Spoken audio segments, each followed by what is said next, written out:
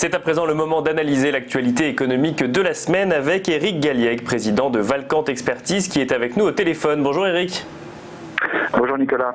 Alors on va commencer comme d'habitude avec la performance hebdomadaire. Qu'est-ce que ça donne cette semaine, Éric ?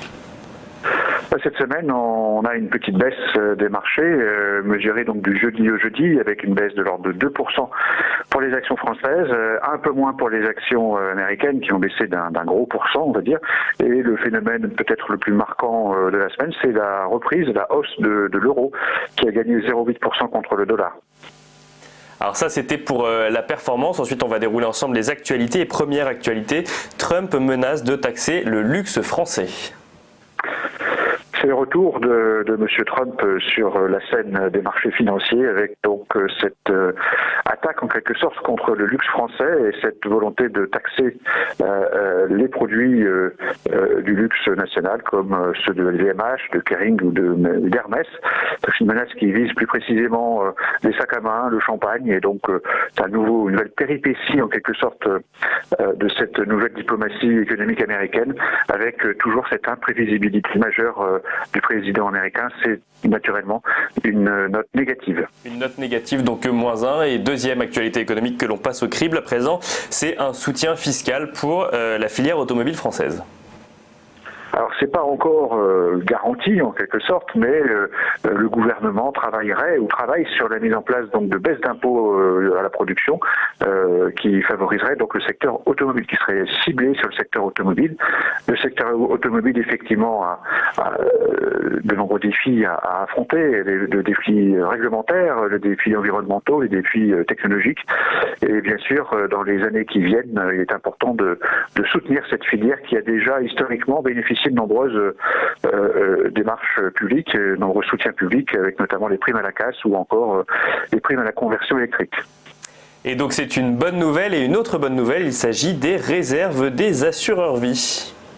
Oui, on a eu cette semaine la confirmation des bonnes réserves, en quelque sorte, des assureurs vie.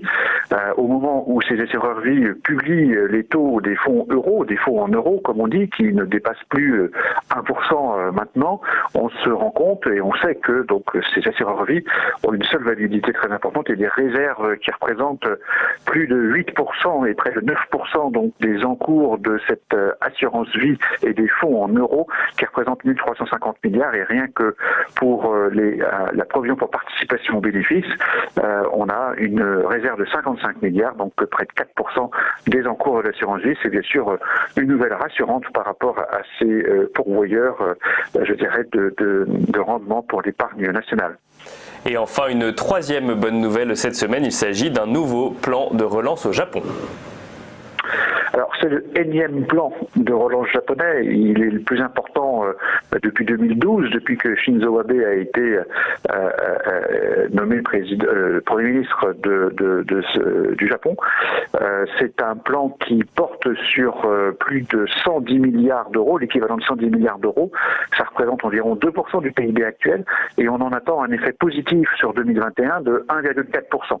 Alors ce plan est nécessaire parce que l'économie japonaise va mal.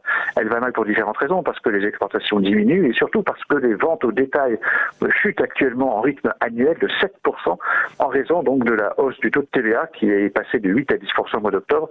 Il était donc nécessaire que le Japon lance ce nouveau plan qui doit permettre un regain d'activité, sachant que bien sûr la hausse de la TVA était là pour réduire la dette publique. Ce nouveau plan va l'augmenter. C'est un petit peu le stop and go japonais auquel ce pays nous a habitués depuis de nombreuses années. En tout cas, c'est une nouvelle plutôt positive. Et alors, si on fait la synthèse de tout ça, Éric, on a une bonne nouvelle économique, une bonne nouvelle financière, une bonne nouvelle du côté des entreprises et une mauvaise nouvelle politique, ce qui nous donne du coup un résultat de... Plus 2, c'est un bon calcul, relativement simple à faire. Une semaine positive sur l'actualité. On a donc du positif sur l'économie japonaise, sur l'environnement financier, avec donc l'assurance vie, et donc ce soutien possible de l'État français au secteur automobile, avec la seule menace, qui est une menace à nouveau qui vient de M. Trump aux États-Unis. Plus 2, c'est une deuxième semaine positive en matière d'actualité. Et alors, dans ce contexte, Éric, quelles sont vos recommandations d'investissement ou les recommandations d'investissement de Valcante Expertise ? Alors, dans le cadre de nos travaux de fin d'année et de la mise à jour des scénarios de marché et des constats qu'on a pu faire tout au long de l'année 2019, nous sommes amenés à réviser en hausse notre position sur les actions. Donc, nous avons rehaussé l'ensemble des bornes d'intervention de l'allocation d'actifs. Nous proposons désormais aujourd'hui, en raison notamment de la petite baisse à laquelle nous avons assisté au cours des derniers jours, de revenir sur les actions et d'être neutre désormais, d'être investi sur les actions d'une façon normale, sans être surpondéré ni sous-pondéré, donc pour les prochaines semaines et les prochains mois. Merci beaucoup Éric Galliègue pour cette analyse hebdomadaire. Éric Galliègue, je rappelle que vous êtes le président de Valcante Expertise.